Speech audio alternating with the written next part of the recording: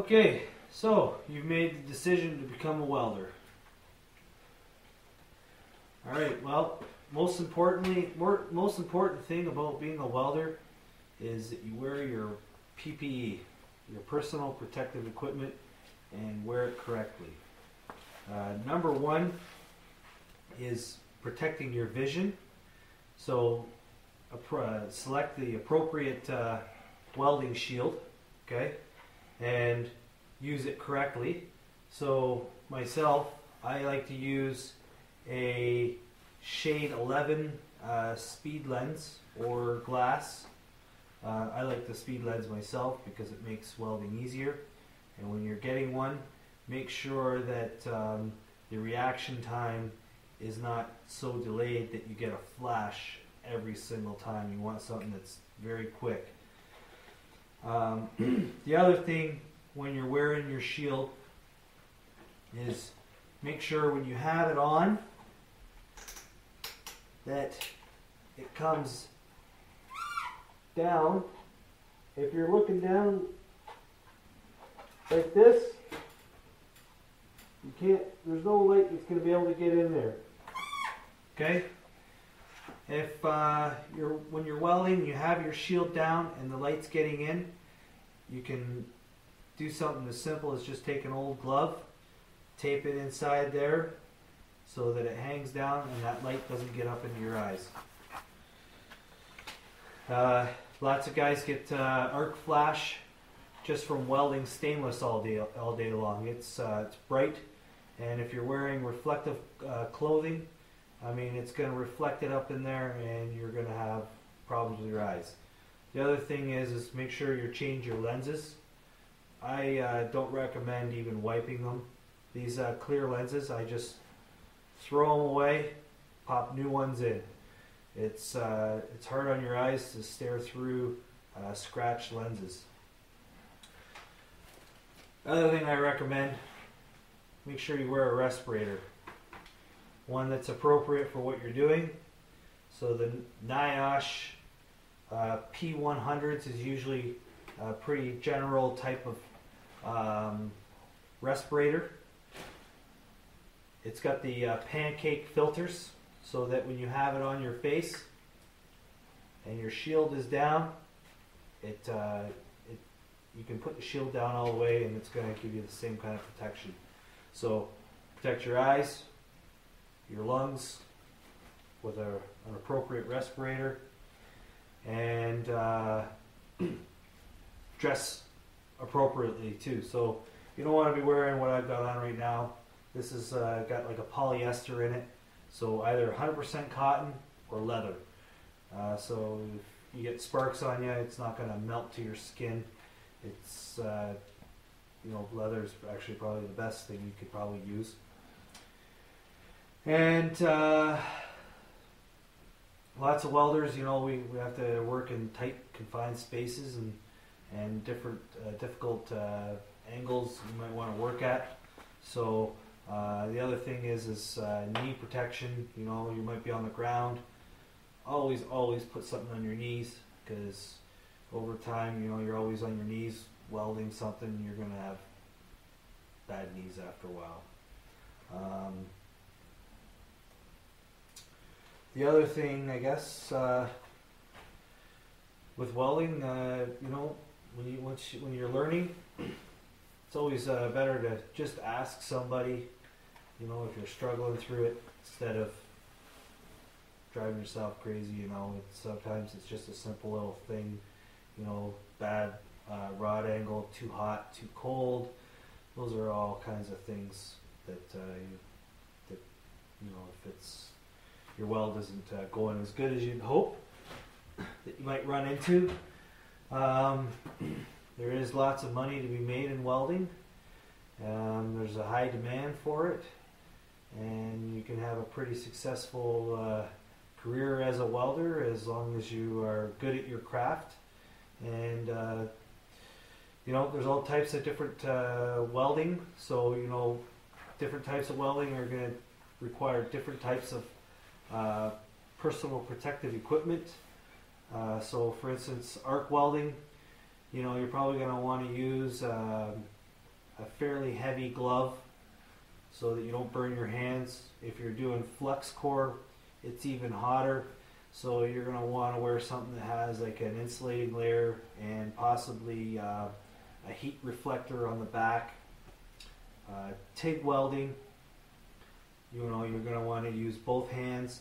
You need to be able to feel the wire, so a thinner glove would be more appropriate. And always use a gauntlet type style glove, so that if you're wearing your sleeves, it comes up over your sleeve. And if you're welding like this, gauntlet over the sleeve. If you're welding down low, maybe put your sleeve over top of the gauntlet of the glove to protect yourself. So just always think about your personal protection. That's probably the most important thing, I would say. And yeah, I guess that's it. Joe, you said that there's lots of money to be made in welding. How much does a typical welder make? I would say probably between $20 and $40 an hour, in that range there. You have different types of welding, so some are not. You have crucial welding, high pressure vessel welding. That's where more of the money makers are. Working in nuclear power plants, hydro plants, oil refineries. You're going to make more money there. But if you're a welder that welds on a production line and it's just all day long, those guys are going to make a little bit less. And there's lots of shops out there too that you got to watch out for, and they're just not going to pay you what you're worth. So you need to be wary of that. And just if it's less than $20 an hour, walk away. Go find. There's lots of jobs out there. They will definitely pay you that and more. So don't be afraid to turn jobs down if they're going to ask anything less. Joe, one question, Joe. Say I wanted to start out being a welder. How do I go about it? Well, best thing you can do is, I would say, go to your local union and put your application in for to get in as an apprentice, or find a company that is willing to take you on as an apprentice. How long is a course, Joe? It's usually about 3 years, and but welding is one of those things that you can learn about welding throughout your career. So what are some of the things that you learn when you're in school, Joe? Is it difficult or what? Because I really don't like school. So tell me, is it really difficult or what? No, it's not hard. I mean, in the school, they're there to help you and train you, and but definitely you're gonna want to take it seriously and do the best that you can and learn what you can. Joe, what kind of welding do you do? Well, I do TIG welding, MIG welding, flux core, and arc welding. I don't know what you're talking about, Joe. Can you tell me what those things are? Okay, well, arc welding,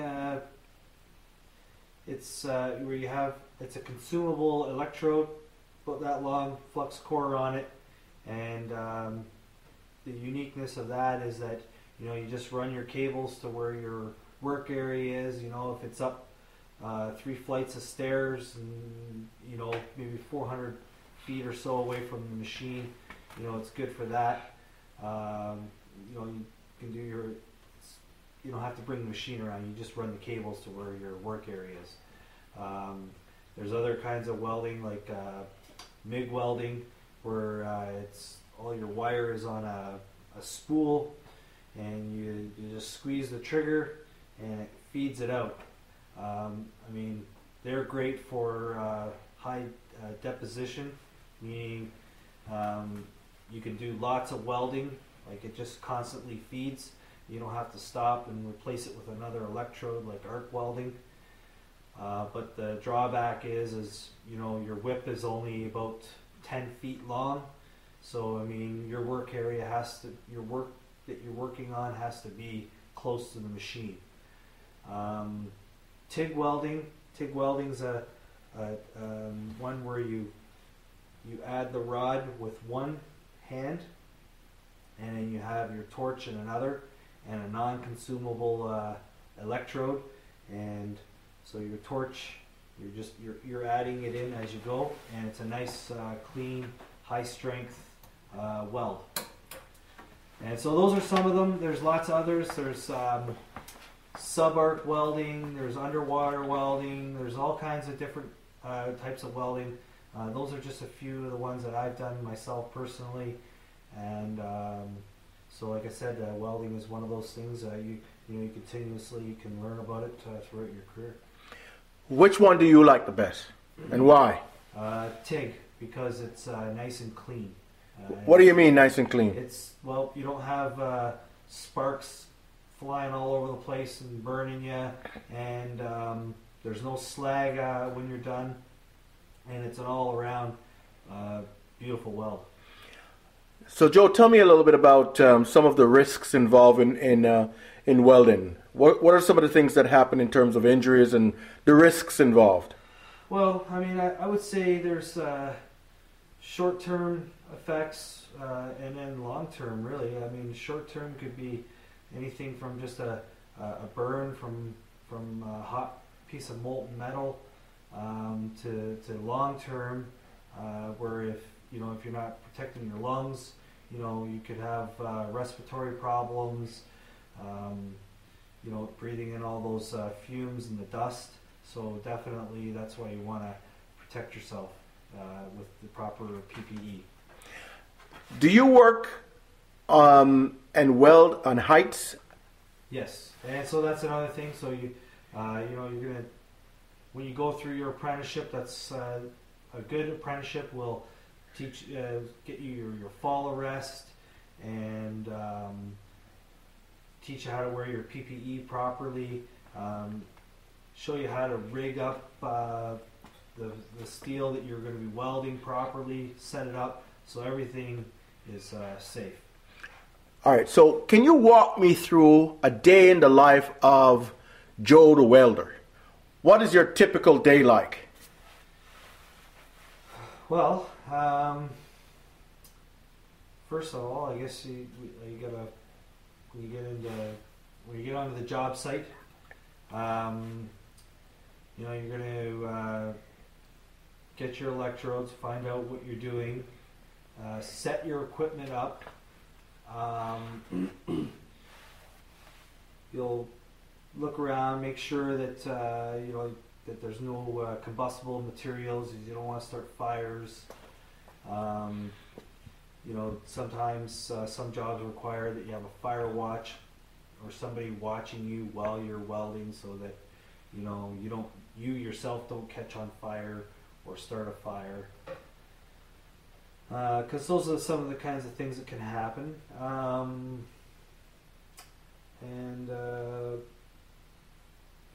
I guess that's. So, is there a lot of injury in welding? Yeah. The other thing, wear your safety glasses. Lots of things to do with eyes, because you've got fine particles flying around in the air, sparks, grinding dust. Even something as simple as when you're done grinding, you take your glasses off, and sometimes a little bit of dust, or you go like this, and you forget you have dust on your hands, you rub it in your eyes.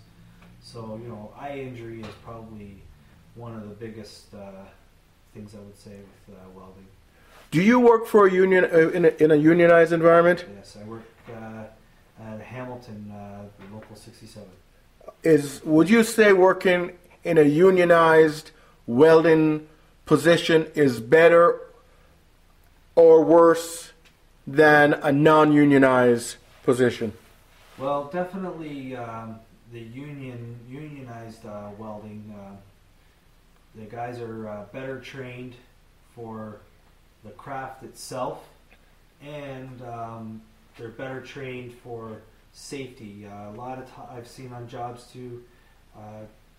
You know, the non-union guys. I mean, they're not trained the same as we are, and so safety isn't always as what's the word I'm looking for here? Well, it's just not at the forefront like our local 67 is, or United Association. They train safety is always number one. Tell me a little bit about the work environment. When you go to work as a welder, what's the work environment like? Are you working out in the cold? Are you working inside? What is the work environment like? It can vary. Some jobs, you're outside. You can be up on a stack somewhere, and it's minus 25 out, and it's blowing and it's cold, and you run into that. Sometimes you're inside a building and in a boiler house, and it's extremely hot, so you work in different temperature extremes. So when you're outside, bundle up warm, because you're going to freeze, and when you're inside and it's hot, hydration is the key, so make sure you're drinking lots of water. How about working in confined spaces? What's that like? Well, that's another one too, where you're going to have a checklist, and you want to make sure that you have proper ventilation, and that's probably the biggest one there is adequate ventilation for sure. How long have you been working as a welder, Joe? Since 07.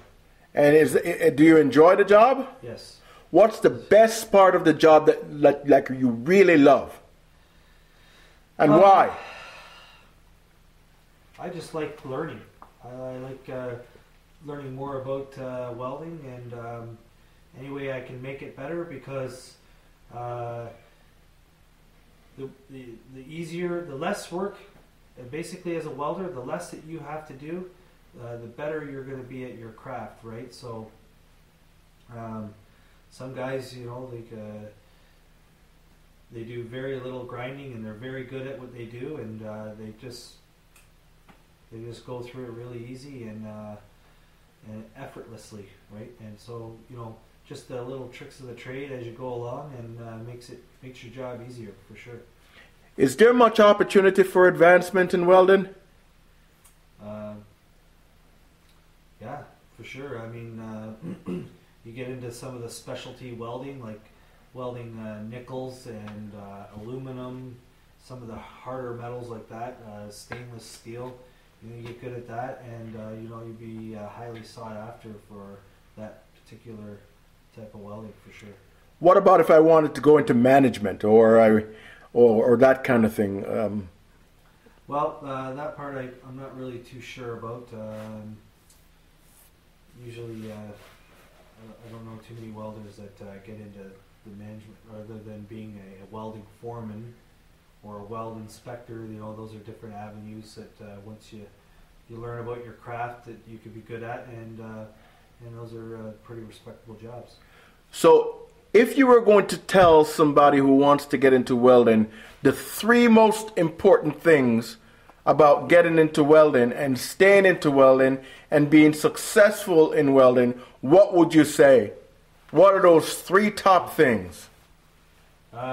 Your personal safety is number 1. Personal safety, personal health, and and get good at your craft. Does it make a difference if a person is male or female? How many female welders do you know? There's lots of female welders out there now too, and more now than I've seen before, for sure. And what effect does that have on the workplace? I don't know. I guess some you get lots of female welders that I've worked with, and they've all been pretty good welders. Always willing to learn, and they're pretty good at their craft. What is the camaraderie like between welders when you're working on a job site with multiple welders? Can you tell me a little bit about that? Well, typically, you know, if you need help or you don't understand something, you know, the welders, they always, you know, look out for one another, and that's our standard of excellence as a UA member, that you know, help out your fellow worker and do your due diligence and do the best that you can. All right. Anything else you want to tell a prospective welder? Just look after your health. It's the most important thing you've got. All right. Thanks, Joe.